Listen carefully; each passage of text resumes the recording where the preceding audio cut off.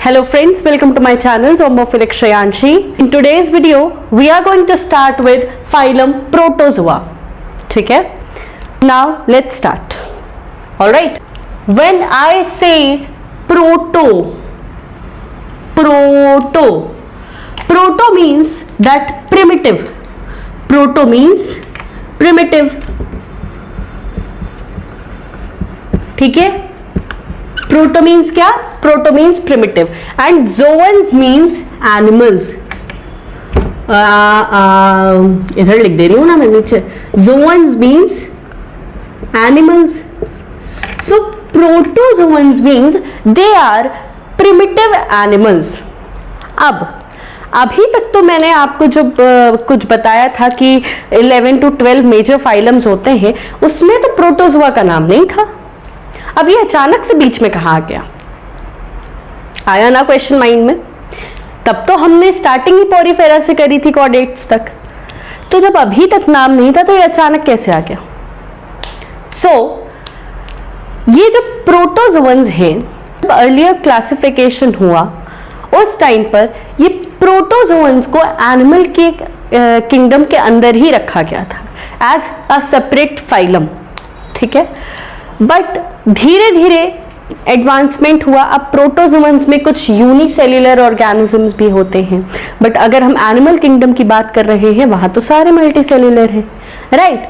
सो धीरे धीरे जब क्लासिफिकेशन सिस्टम होने लगा, अलग अलग क्लासिफिकेशन आए, तो प्रोटोजोआ को उठा करके किंगडम प्रोटिस्टा में रख दिया.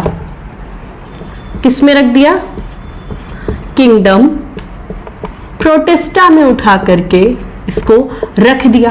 और रखा किसने? ये रखा अर्नेस्ट हीकल ने. ये कौन सा किंगडम क्लासिफिकेशन था? 3 किंगडम क्लासिफिकेशन. ठीक है, सो ये 3 किंगडम क्लासिफिकेशन था.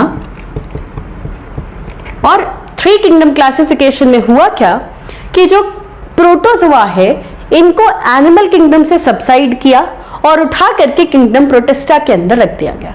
ये काम किया किसने? अर्नेस्ट हीकल ने किया. ठीक है, जब उन्होंने 3 किंगडम क्लासिफिकेशन दिया था तब. अब बात सुनो मेरी, ये नया हम पैटर्न तो हमने बता दिया कि हाँ प्रोटोजोअन्स को हम प्रोटिस्टा में प्लेस कर चुके हैं, बट अभी भी कई सारे ऐसे साइंटिस्ट हैं, कई सारे जूलॉजिस्ट हैं, स्पेशली प्रोटोजोलॉजिस्ट हैं, जो ये कंसिडर करते हैं that the protozoans comes into the category of animal. Alright, even though they are placed under kingdom Protista, but अभी भी कई सारे साइंटिस्ट ये मानते हैं कि जो प्रोटोजोअन्स हैं वो एनिमल किंगडम के ही मेंबर्स हैं. तो ओवरऑल हम लोग प्रोटोजोआ को अभी भी वही पुराना ट्रेडिशनल मेथड लेकर के चल रहे हैं, that we are going to study the protozoans in kingdom Animalia. Alright, so अब हुआ ये कि जब भी मैं आपको एक सीक्वेंस बता दे रही हूं कि हम लोग कोई सा भी फाइलम पढ़ेंगे कैसे.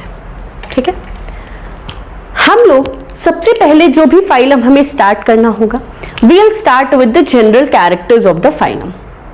जनरल कैरेक्टर्स पढ़ने के बाद we will discuss about the classification of that particular phylum, and then जो भी टाइप स्टडी दी हुई होगी हमें, हम वो पढ़ेंगे. टाइप स्टडी मीन्स जैसे प्रोटोजोआ में आपको पैरामीशियम के बारे में पढ़ना है, लिशमानिया के बारे में पढ़ना है, ये सारे कुछ ऑर्गेनिजम्स हैं जिनके बारे में आपको प्रोटोजोआ में पढ़ना है. ऐसे ही अलग अलग फाइलम्स में कुछ टाइप स्टडीज दी हैं. तो हमारा सीक्वेंस यही रहने वाला है. सबसे पहले we will discuss about the general characters of the phylum and then उसके क्लासिफिकेशन को हम पढ़ेंगे, एंड फिर हम कोई अगर टाइप स्टडी होगी वो पढ़ेंगे. Alright, so starting with the first point, that is first time the study of protozoa was done by Leeuwenhoek. ठीक है, सबसे पहले प्रोटोजोआ के बारे में जिस इंसान ने पढ़ाई करी, जिस इंसान ने स्टडी करी, वो कौन थे? He was Antonie van Leeuwenhoek. ठीक है, इन्होंने सबसे पहले प्रोटोजोआ के बारे में देखा, पढ़ा, सुना. ठीक है, फिर ये नेम प्रोटोजोआ किसने दिया है? गोल्डफस नाम के एक साइंटिस्ट थे, उन्होंने ये प्रोटोजोआ का नाम दिया। ठीक है। आफ्टर दैट जो स्टडी है प्रोटोजोअन्स की, जो स्टडी है, इस स्टडी को हम कहते हैं प्रोटोजूलॉजी। डन। तो ये 3 पॉइंट्स याद रखने वाले थे। ये एमसीक्यू टाइप अगर क्वेश्चन होगा तो उसमें आ सकता है, सिंपल, नो प्रॉब्लम। डन, तीनों चीजें याद। अब हम आ जाते हैं जनरल कैरेक्टर्स पे। अब देखो जनरल कैरेक्टर्स पढ़ने को तो बहुत सारे हैं, ठीक है, बट हमने एक सीक्वेंस बना रखा है। सबसे पहले विल डिस्कस कि वो जो पर्टिकुलर फाइलम है उसके ऑर्गेनिजम्स के हैबिट एंड हैबिटेट क्या है। हैबिट मीन्स वो ऑर्गेनिज्म किस तरह से रहता है, वो सोलिटरी है या कॉलोनियल है। ठीक। सो हैबिट मीन्स वो ऑर्गेनिज्म किस तरीके से रहता है, वो अकेले रहना पसंद करता है या कॉलोनी में रहना पसंद करता है, तो उसको हम हैबिट कहते हैं। हैबिटेट वो प्लेस जहां पर वो पर्टिकुलर ऑर्गेनिज्म रह रहा है, वेदर एक्वाटिक है या टेरेस्ट्रियल है। ठीक है। हैबिट एंड हैबिटेट के बाद we look for level of organisation. ठीक है। लेवल ऑफ ऑर्गेनाइजेशन के बाद में फिर हम वही सारे कुछ जनरल कैरेक्टर्स लाइक सिमेट्री क्या है ऑर्गेनिज्म की, फिर वो डिप्लोब्लास्टिक है कि ट्रिप्लोब्लास्टिक है कि नोटोकॉर्ड प्रेजेंट है, डाइजेस्टिव सिस्टम कैसा है, रेस्पिरेटरी सिस्टम कैसा है, नर्वस सिस्टम कैसा है, ये सारी चीजें हम एक एक करके डिस्कस करेंगे। ठीक है। अब जिस फाइलम में जो जो कैरेक्टर्स प्रेजेंट होंगे वो मैं आपको बताते चलूंगी। डन। चलो आ जाते हैं। सबसे पहले हम बात करते हैं हैबिट एंड हैबिटेट की। तो हैबिट मींस ये ऑर्गेनिज्म रहते किस तरह से हैं। तो ये सोलिटरी भी हो सकते हैं, अकेले भी रह सकते हैं, या ये कॉलोनी में भी रह सकते हैं। आफ्टर दैट हैबिटेट, कहाँ रहना पसंद करते हैं ये, तो मोस्ट ऑफ द टाइम ये आपको एक्वाटिक नेचर में मिलेंगे।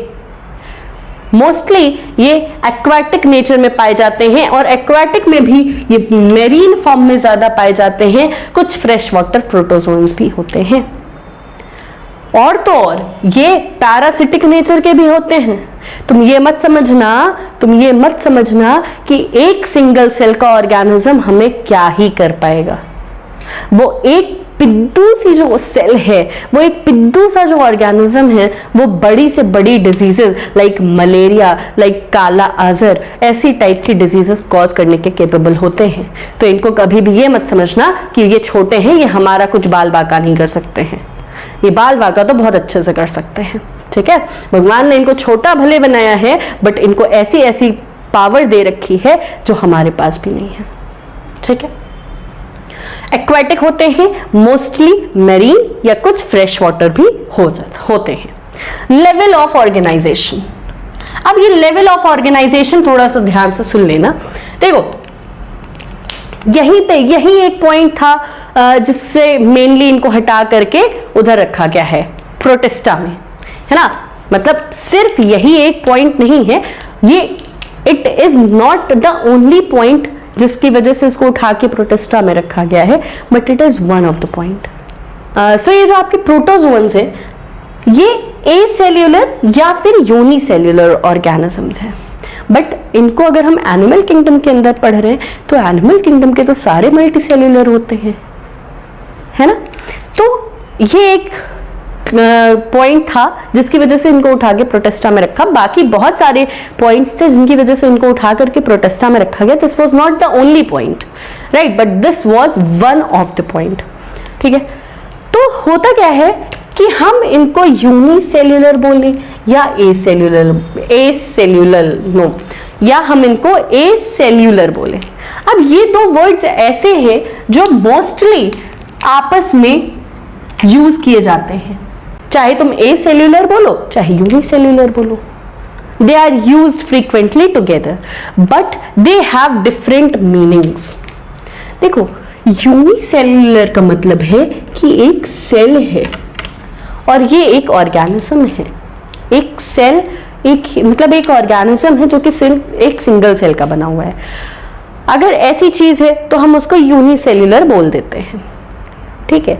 बट जो ए सेल्यूलर है, अकॉर्डिंग टू डॉबल एक साइंटिस्ट थे, according to Dobell acellular word was more appropriate than unicellular. देखो, according to the theory of M Schleiden and T Schwann, जो कि सेल थ्योरी थी, उस थ्योरी के अकॉर्डिंग उनका कहना था कि जितने भी लिविंग ऑर्गेनिजम्स हैं, they are made up of the smallest building block of the body, that is cell. According to the theory of M Schleiden and T Schwann, उनकी थ्योरी के according it was said that all the living organisms are made up of cells. ठीक है, तो cell से मिलकर के अगर organism बना है, अगर हम ये बोल रहे हैं कि सारे ऑर्गेनिज्म सेल से मिलकर के बने हुए हैं, तो ये एक सिंगल सेल है, इसी में सारा, हम इसी को एक ऑर्गेनिज्म कंसीडर कर रहे हैं। We are considering the single cell as an organism, right, इसको हम ऑर्गेनिज्म बोल रहे हैं। तो अगर हम M Schleiden and T Schwann की सेल थ्योरी पढ़ें कि सारे living organisms are made up of cells, तो ये अगर एक ऑर्गेनिज्म है, ये खुद ही सिर्फ एक सेल है, इसके अंदर तो अल्टीमेटली कोई और सेल है ही नहीं ना। समझ रहे हो मेरी बात, मैं क्या बताना चाह रही हूं? मेरा कहने का मतलब है कि M Schleiden and T Schwann की सेल थ्योरी के अकॉर्डिंग कोई भी लिविंग ऑर्गेनिज्म सेल से मिलकर के बना हुआ है, राइट, और हम एक सिंगल सेल है, उसी को हम एक ऑर्गेनिज्म कंसीडर करते हैं कि वो एक ऑर्गेनिज्म है। तो जब ये एक ऑर्गेनिज्म है और हम सेल थ्योरी देखें कि सारे ऑर्गेनिजम्स सेल से मिलकर के बने हुए हैं, तो यहाँ पे आगे मतलब और तो कोई सेल प्रेजेंट है ही नहीं ना। So that is why Doble was the scientist जिन्होंने बोला कि use the word acellular instead of unicellular. The word acellular is more appropriate than unicellular. Okay, तो ये चीज याद रखना कि जो लेवल ऑफ ऑर्गेनाइजेशन होता है इन प्रोटोजोअन्स वो एसेल्यूलर लेवल होता है। डन। सिमेट्री, अब देखो अलग अलग ऑर्गेनिजम्स होते हैं, इसमें सिर्फ एक ऑर्गेनिज्म नहीं है, सिर्फ दो ऑर्गेनिज्म नहीं है, but multiple organisms are there. ठीक है, तो प्रोटिस्टा एक कनेक्टिंग लिंक है in between plants and animals ना। तो इसमें कई सारे ऐसे प्लांट्स भी, मतलब कई सारे ऐसे ऑर्गेनिजम्स भी होते हैं, लाइक यूग्लिना, उसके अंदर डुअल नेचर होता है, वो प्लांट के भी कैरेक्टर्स शो करता है, वो एनिमल के भी कैरेक्टर शो करता है। ठीक है, तो सिमेट्री हम ऑर्गेनिज्म के बेसिस पे देते हैं, बट मोस्टली एसिमेट्रिकल होते हैं, mostly they are asymmetrical, but कुछ ऑर्गेनिजम्स में रेडियल सिमेट्री भी मिलती है and in some bilateral symmetry is also found. I have already uploaded the video regarding the basis of classification of animal kingdom. If you haven't watched that video, go and watch that first and then come to this video. Only then you will be able to understand what is symmetry, what is level of organization, what is body plan. सारी चीजें मैंने उस video में cover up कर रखी हैं। ठीक है, तो सिमेट्री मोस्टली तो they are asymmetrical in nature, कोई सिमेट्री नहीं होती है, but in some organism radial symmetry भी देखी जाती है और कुछ में बायलेटरल सिमेट्री भी देखी जाती है। ठीक है, न्यूट्रिशन कैसा है इनके अंदर? मिक्सोट्रॉपिक न्यूट्रिशन है। मिक्सोट्रॉपिक बोले तो अलग अलग तरह का न्यूट्रिशन, जैसे कुछ होलोजोइक होते हैं, उसके बाद पैरासिटिक। पैरासिटिक में क्या है? होस्ट प्लांट के ऊपर बैठ गए चिपक करके और उससे पूरा उसका न्यूट्रिशन हम ले रहे हैं, पैरासिटिक हो गया। सैप्रोफिटिक, डेड और डिकेइंग मैटर से अपना न्यूट्रिशन ले रहे हैं। तो ओवरऑल इनका एक मिक्सोट्रॉपिक न्यूट्रिशन होता है, means different types of nutrition होते हैं इन डिफरेंट ऑर्गेनिजम्स। ऑटोट्रॉपिक्स भी होंगे अगर कोई ऑर्गेनिज्म, क्योंकि प्रोटिस्टा, देखो अब तो अल्टीमेटली हम यही बोल रहे हैं ना कि प्रोटोजोन्स आर प्रोटिस्टेंस, यही बोल रहे हैं। ठीक है, तो प्रोटिस्टा है क्या? They are the connecting link in between plants and animals. तो अगर कोई ऑर्गेनिज्म प्लांट के कैरेक्टर शो करेगा तो ऑफ कोर्स वो ऑटोट्रॉपिक नेचर का होगा। समझ रहे हो ना मेरी बात? तो ये हो गया न्यूट्रिशन। अब इनकी बॉडी कवरिंग समझ लो, जैसे अभी we will study about paramecium, right. तो पैरामीशियम जैसे है वो स्लिपर टाइप का एनिमल होता है, इसकी बॉडी के ऊपर एक कवरिंग होती है जिसको हम पेलिकल बोलते हैं। पेलिकल एक प्रोटीनेशियस कवरिंग होती है। तो या तो पेलिकल प्रेजेंट होगी बॉडी कवरिंग या फिर प्लाज्मा लेमा बॉडी कवरिंग होगी इसकी। तो या तो यहां पर पेलिकल प्रेजेंट होगा, पेलिकल क्या है, प्रोटीनेशियस नेचर की कवरिंग है, ठीक है। ये क्या करती है, ये ऑर्गेनिज्म को शेप देने का काम करती है। ये जो पेलिकल है, ये जो पेलिकल लेयर है, it gives the shape, it provides shape to the organism. And if we talk about plasmalemma, तो ये भी प्रोटीन प्लस लिपिड की बनी हुई होती है, ठीक है। इट इज बाइलेयर्ड कवरिंग, ठीक है। तो जो प्लाज्मा लेमा है ये बाइलेयर्ड कवरिंग होती है, ये भी ऑर्गेनिज्म के आउटर सरफेस पे प्रेजेंट होती है, सबके पे नहीं प्रेजेंट होती। अब देखो, अगर किसी के पास पेलिकल प्रेजेंट होगी तो प्लाज्मा लेमा नहीं, अगर प्लाज्मा लेमा होगी तो पेलिकल नहीं। डन। लोकोमोशन, अब लोकोमोशन अलग अलग तरह से होता है। Pseudopodia like in amoeba, flagella, cilia, paramecium में सीलिया होता है, किसी ऑर्गेनिज्म में फ्लैजिला प्रेजेंट होगा। अब जो लोकोमोशन होता है इनका वो डिफरेंट टाइप से होता है, like pseudopodia as in case of amoeba, वो तो हम लोग बचपन से वही पढ़ते हुए आ रहे हैं कि अमीबा में स्यूडोपोडिया के थ्रू लोकोमोशन होता है। Flagella as in case of euglena, euglena में एक फ्लैजिला प्रेजेंट होता है, वो उससे मूव करता है। सीलिया, पैरामीशियम में सीलिया प्रेजेंट होता है। अच्छा सुनो, ये जो फ्लैजिला है और सीलिया है, इनका केमिकल कॉम्पोजिशन ऑलमोस्ट सिमिलर ही होता है, but the difference is in their numbers. Flagella अगर प्रेजेंट है तो वो सिंगल प्रेजेंट होगा, मैक्सिमम 2, बट मोस्टली एक सिंगल फ्लैजिला प्रेजेंट होता है। बट अगर हम सीलिया की बात करते हैं तो थ्रू आउट द बॉडी छोटे छोटे से सीलिया प्रेजेंट होते हैं। So the main difference arises in their number, ठीक है। अब ये हो गया लोकोमोशन।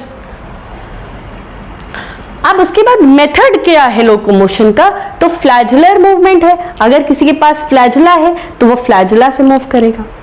अगर किसी के पास स्यूडोपोडिया है उसको हम एमीबॉइड मूवमेंट बोलते हैं, वो स्यूडोपोडिया के थ्रू अपना आगे मूवमेंट करता है, ठीक है। तो अमीबा करता है इसलिए उसको हम अमीबॉइड मूवमेंट बोल देते हैं। Ciliary as in case of ये पैरामीशियम, पैरामीशियम पे मैं बार बार एम्फेसिस इसलिए कर रही हूँ क्योंकि इसकी हमें टाइप स्टडी पढ़नी है। तो ये जो सीलिया है ये पैरामीशियम में पाया जा रहा है, तो इस टाइप के लोकोमोशन को हम सीलियरी मोशन बोल देते हैं। ऑलराइट, देन रेस्पिरेशन, रेस्पिरेशन हो गया, एक्सक्रीशन हो गया, ये दोनों ही चीजें इनके जनरल बॉडी सरफेस से होती है, ठीक है। जनरल बॉडी सरफेस के थ्रू रेस्पिरेशन भी ये करते हैं एंड जनरल बॉडी सरफेस के थ्रू ये एक्सक्रीशन भी करते हैं। अब ये एक्सक्रीट करते क्या है, they are ammonotelic in nature, means they excrete ammonia.